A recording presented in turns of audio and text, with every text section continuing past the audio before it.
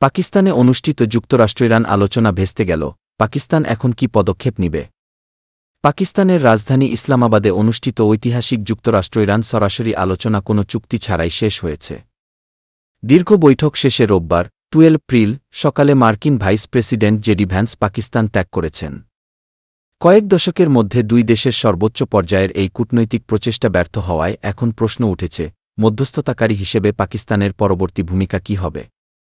কূটনৈতিক বিশ্লেষকদের মতে ইরান এবং যুক্তরাষ্ট্রকে এক টেবিলে বসানোই ছিল পাকিস্তানের জন্য একটি বড় জয়।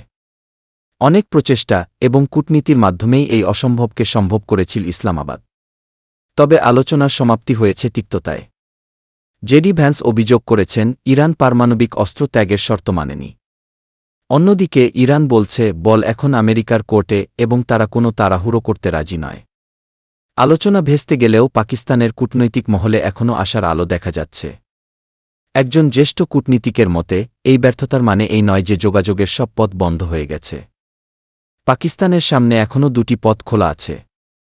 এক, আঞ্চলিক সংযোগ বজায় রাখা। পাকিস্তান চাইছে এই আলোচনার মাধ্যমে তৈরি হওয়া যোগাযোগের পথটি ব্যবহার করে এই যুদ্ধে ক্ষতিগ্রস্ত অন্যান্য আঞ্চলিক দেশগুলোকে ইরানের সঙ্গে এক টেবিলে বসাতে, যাতে তারা নিজেদের মধ্যকার বিভেদ মিটিয়ে নিতে পারে। 2, যুদ্ধবিরতি রক্ষা করা। আলোচনার শুরুতেই পাকিস্তানের প্রধানমন্ত্রী শাহবাজ শরীফ স্পষ্ট করে বলেছিলেন, লেবানন, হুথি বিদ্রোহী এবং ইরাকি মিলিশিয়াদের এই যুদ্ধবিরতি মেনে চলা উচিত। কিন্তু বর্তমানে এই স্থিতিশীলতা হুমকির মুখে। ইসরায়েলি হস্তক্ষেপ ও আলোচনার ভবিষ্যৎ। পাকিস্তানি কূটনীতিকদের মতে আলোচনার এই ব্যর্থতার পেছনে ইসরায়েলি প্রধানমন্ত্রী বেঞ্জামিন নেতানিয়াহুর ভূমিকা রয়েছে। অভিযোগ উঠেছে, আলোচনার অত্যন্ত সংবেদনশীল সময়ে বৈরুতে নির্বিচার বোমা হামলা চালিয়ে নেতানিয়াহু এই কূটনৈতিক প্রক্রিয়া ভেস্তে দেওয়ার চেষ্টা করেছেন। এই হামলা আন্তর্জাতিক মহলে ব্যাপক নিন্দার মুখে পড়ে এবং এটি ইরান ও যুক্তরাষ্ট্রের মধ্যকার আস্থায় বড় ফাটল ধরিয়েছে। যুক্তরাষ্ট্রের প্রতিনিধি দল বর্তমানে ওয়াশিংটনের পথে।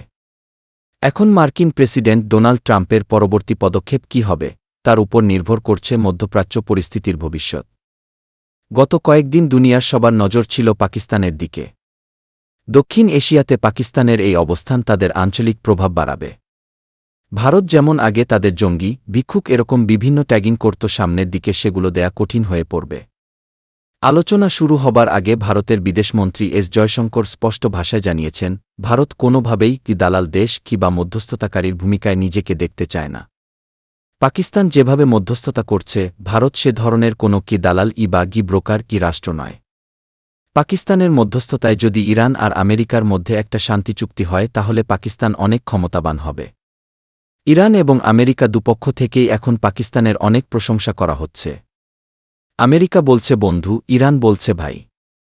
আলোচনা ভেস্তে গেলেও পাকিস্তানের লাভ। কূটনীতিতে তারা যে অবস্থান করে নিতে পেরেছে সেখান থেকে তাদের নামানো সহজ হবে না।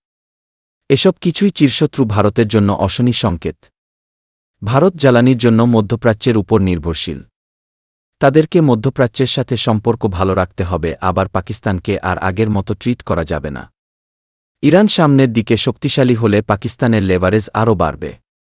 ভঙ্গুর অর্থনীতি, নানা সমস্যায় জর্জরিত পাকিস্তানের এমন উত্থান ভারতের জন্য বড় পরাজয়।